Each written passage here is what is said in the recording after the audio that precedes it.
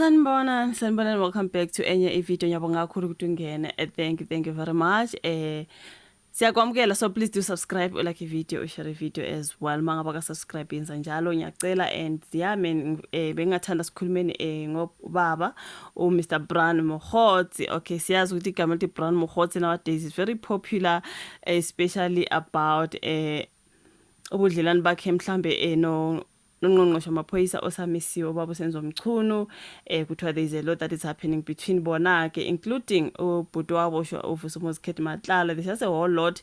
Sibonile last week ke kuthiwa amaphoyisa atheleka laphana kuma business premises wakhe ngaseMahikeng, batheleka kusebusuku bangamthola, kodwa kwakukhona abantu kuthiwa ke barenta kuleyo ndawo, kuthiwa indawo yakhe business, ushuthi unendawo le arentisa abantu bezorana ama business wabo khona, something like that.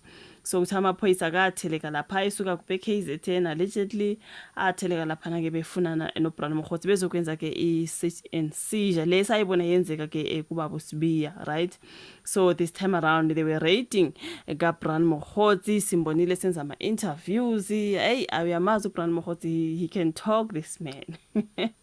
Simbonile senza i-interview ke ekhuluma ke ngokuthi ke amaphoyisa afike kwakhe wayibe ngamtshelanga kwathini abantu bathi ayibo kanti amaphoyisa mangaba kulanda kuzomela bakutshele bese wenza njani, bese uyabaleka, bese mhlawumbe uyafihla information, bese mhlawumbe zikhona izinto ofuna ukuzithukuza. Bazofika nje uninvited, unexpected. That's how it's supposed to be, ukwenzela ukuthi kungatholi ithuba ke lokuthi ucashe mhlawumbe or ufihle izinto abazidingayo. Like he mentioned ukuthi babefuna lezi zinto kufana nalezi abasala kwabo Sibiya, la kama gadgets wakhe, amafoni, ama laptop, yonke into le mhlawumbe basuke befuna information khona, something like that. So bangamthola ke wathi abangitholanga mina bengiseJobeki, kuthi abafikile laphana kwami eMahikeng, blah blah blah. Mhlawumbe ngizoyidlala nje the piece of that particular clip. So I'm just having this running stomach. You know, my people have seen so many rifles. I don't know for what reason, but actually the police actually came to raid one of my small properties. Many rifles, you tell us, at one of your small properties. We understand that's in the northwest. Maybe tell us more of exactly what's happening. What do you know of the raid that's currently unfolding? I actually saw that on the media. There was a newspaper article where a name of a one colonel was mentioned to have obtained a search and seizure warrant against myself, Minister of Police Mchunu, Chief of Staff Nkabinde, and Mr. Lieutenant General Sibiya. Search warrant doesn't require members of the police to come in rifles, unless probably if one resists or does not cooperate. But from what I saw, because I'm not around there in Mahikeng, they came in numbers with a lot of rifles to seize whatever that they wanted to seize. Brown, surely it means that they believe that you have a case to answer for. What do you say about that? Remember, I had in one of the news channels. I spoke about the failure of General Mkhonazi, General Khumalo, in their testimony about the failure to produce a Section 205, which literally links me and Kat and whoever. And after that interview, they went out running. They went to seize General Sibiya's gadgets, and they went to the Chief of Staff. Now they wondered. Now clearly it shows that the evidence which General Mkhonazi claimed to have on the 6th of July is not there.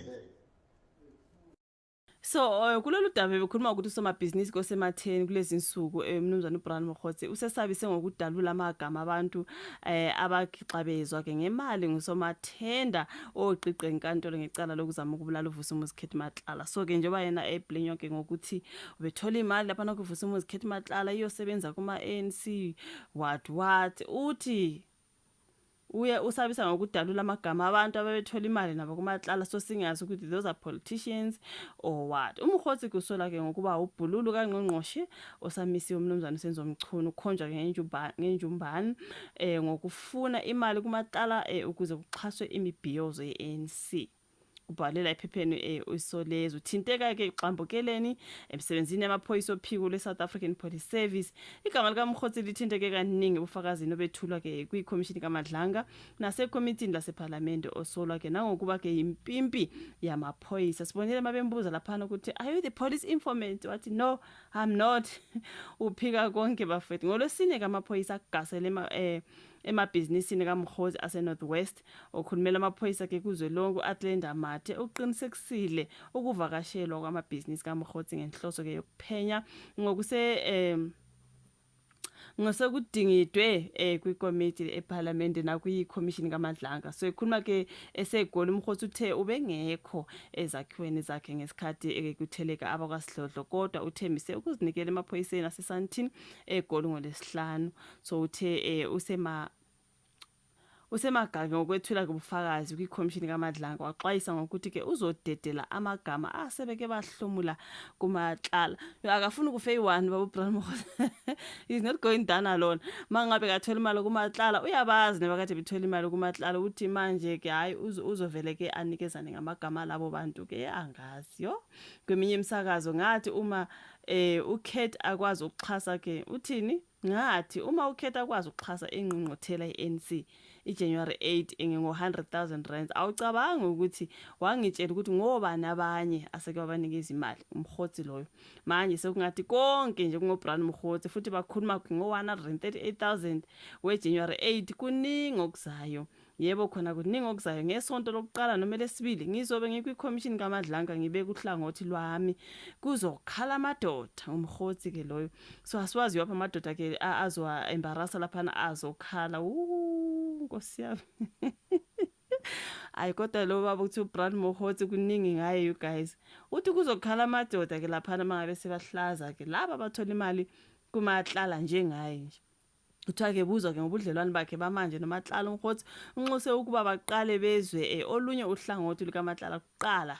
Igama likaMkhotsi libuye lavela kaningi emiyalezweni kwaWhatsApp ethule kwikhomishini kaMadlanga iveza ukuthi beqoqa kanjani imali ezinswela boyeni ukuze azihlomulise. Enye imali kubika ukuthi ke beyixhasa imicimbi yeANC nakuba kanjalo kodwa kunobhala weANC uMnumzana Fikile Mbalulu uthe lenhlangano iyaziqhelanisa noMkhotsi wathi akalona ngisho ulungu leANC eziphendulela uMkhotsi ke ugcizelela ukuthi uyena useyilungu leANC elisemthethweni futhi unobufakazi wathi ngiyilungu leANC futhi ngiyohlala ngiyilungu eli-volunteer le-African National Congress.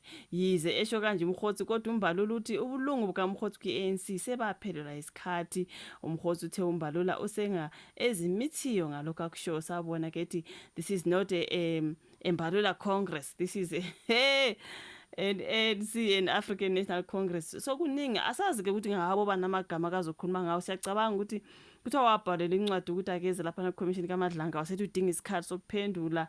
Usho ukuthi njengoba besisho ukuthi ebevikini elodwa mhlamba amabili uzobe laphana ke kwikhomishini kaMadlanga sesizozwa khona ukuthi ngobani kanti labantu kuzokhala amadoda mangabe sekeveza amagama abantu abahlomula ke when it comes to ke Vusimuzi Khet Matlala imali azikhiphayo ngoba nabanye kade bedla khona kaMatlala njengoba ke ngafuna ukufa yedwa kuBrian Mkhotsi yamuzwa nje ukuthi kuzokhala amado. Lo baba guys angazi kodwa ke amaphoyisa ayatheleka laphana ke ekwibusiness lakhe ngaseMahikeng sibonile ke ku busy esenza ama interviews bayamfonela uyakhuluma uBrian Mkhotsi lo yababa kodwa ke hayi mina ngithi akafike kuMadlanga commission khona ke kusizozwa ukuthi ukhuluma ngani into ekanjalo ngoba hayi kuningi you guys. This is a whole lot that is happening, but anyways lona daba ke ngobaba uBrian Mkhotsi show ifollow ka comment section o like i video subscribe share bese siyabonana kwezayo bye.